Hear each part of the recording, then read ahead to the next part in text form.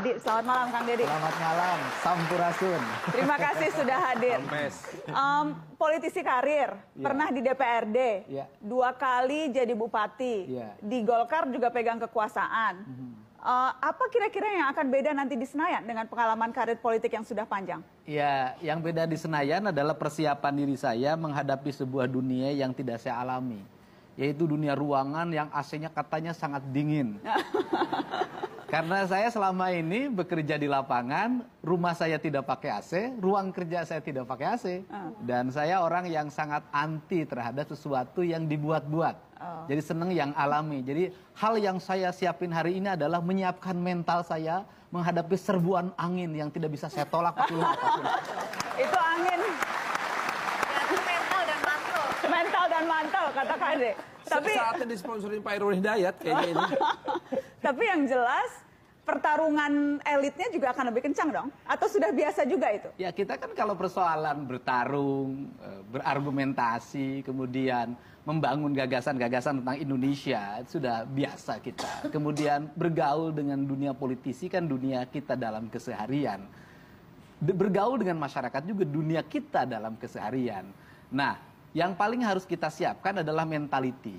Mentality kita untuk gagasan-gagasan kita ditolak orang, didebat orang dalam setiap saat. Karena selama ini kan jadi kepala daerah, gagasannya selalu diterima, pikiran-pikirannya oleh para pegawainya. Walaupun gagasan saya sering diserang oleh orang-orang yang tidak suka dengan pikiran dan gagasan saya yang terlalu original kesundaan.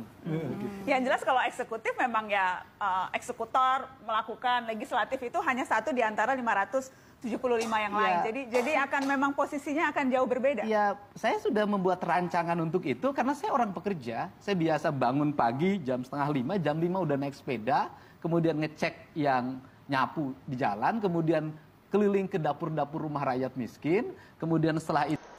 Dan dianggapnya orang yang menghadap Allah itu adalah orang yang mati. Padahal orang yang menghadap Allah itu adalah orang yang hidup. Dan orang yang tidak menghadap Allah adalah orang-orang yang mati. Sesungguhnya panggilan azan itu adalah panggilan untuk orang agar kematian berubah jadi kehidupan. Mati telinganya, mati tangannya, mati hidungnya, mati matanya, mati lidahnya, mati hatinya. Maka suara azan itu mengingatkan dia untuk segera kembali hidup agar telinganya hidup, matanya hidup, hidungnya hidup, lidahnya hidup, dan kematian matinya hidup. Kata orang Sunda itu, jaga panon ku awasna, jaga celi ku danguna, jaga irung ku angsena, jaga letah ku ucapna, jaga hate ku ikhlasna. Maka masjid itu sesungguhnya merupakan sumber dari kehidupan dan tempat untuk menghidupkan orang-orang yang mati. Maka orang-orang yang bersujud adalah orang-orang yang hidup. Orang-orang yang tidak pernah bersujud itu adalah orang-orang yang mati. Pagi hari ini pagi yang berbahagia. Sebagai gubernur tentunya ada hal yang mendasar yang menjadi amanah leluhurnya orang Sunda, yaitu Sunan Gunung Jati yang dulu bermukim di Cirebon. Sampai ada azan namanya adzan pitu. Amanahnya cuma 2 yang dia titipkan, tajuk lan fakir miskin. Kalau tajuk ini ya kayak gini, cuman ukurannya dulu kecil. Tajuk yang dulu itu terbuat dari bambu, kemudian pakai telapak batu, dikasih tiang penyangga kayu-kayu jati, kemudian diletakkannya di pinggir mata air dekat kolam. Kemudian di tempat itu ada azan yang dilantunkan tanpa pengeras suara. Di ruangannya hanya lentera untuk mengajarkan ngaji guru pada muridnya. Dan di tajuk itulah nilai-nilai kedamaian, nilai-nilai kerukunan, nilai-nilai spiritualitas bagi anak-anak pedesaan terbangun. Belajar ngajinya lama. Ada yang dari alif batasa sampai narawas, itu ada yang 1 tahun baru bisa, 2 tahun baru bisa, bahkan ada yang 6 tahun baru bisa. tepat, tetapi selama perjalanan mengajinya itu, anak-anak itu tumbuh dalam harisma spiritualitas tajuk. Maka ada kakawen dalang namanya begini, gedong dhuwur kali sambung, paguliman sesepiting trim, pepetetan samia murag, balingbing lan jeruk manis. Gedong dhuwur artinya bangunan yang sangat tinggi yang menghubungkan bumi dan langit. Maka orang Sunda meletakkan di atasnya menara disebutnya, yaitu yang menjadi penghubung antara bumi dan langit. Dan yang menjadi penghubungnya adalah suara azan untuk mengingatkan orang agar dia kembali pada Allah. Cuman sayang, bagi masyarakat Jawa Barat kalau suruh kembali pada Allah, rata-rata bilangnya innalillahi wa inna ilaihi rajiun. Ya Allah, aku jangan dulu menghadap hari ini. Dan dianggapnya orang yang menghadap Allah itu adalah orang yang mati. Padahal orang yang menghadap Allah itu adalah orang yang hidup. Dan orang yang tidak menghadap Allah adalah orang-orang yang mati. Sesungguhnya panggilan azan itu adalah panggilan untuk orang agar kematian berubah jadi kehidupan.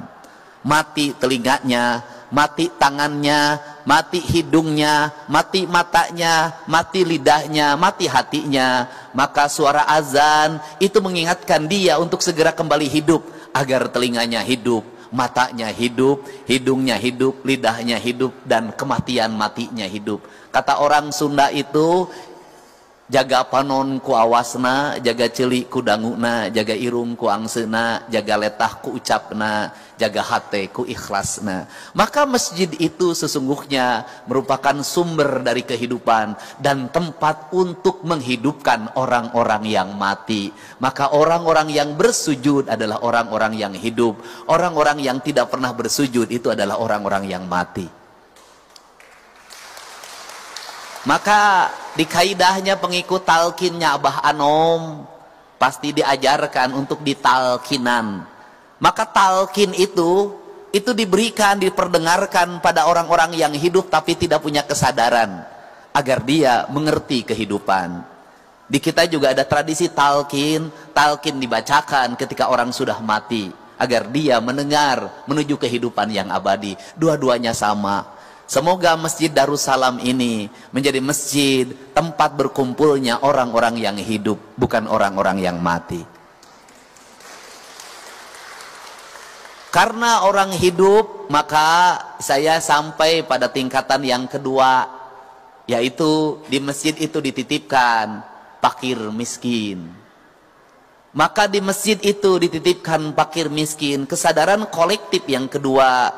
Setelah kita membangun rumahnya Allah, setelah kita membesarkan rumahnya Allah, setelah kita membangun kehidupan yang abadi di rumahnya Allah, yang ada dua rumahnya itu, satu ada rumah ini masjid Baitullah, yang kedua ada rumahnya yang ada di sini di hati kita.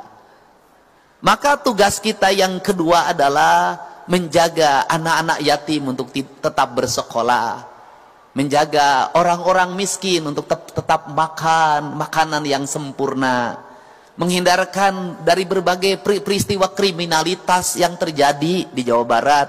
Setelah saya amati seluruh peristiwa kriminalitas itu selalu berawal dari kemiskinan.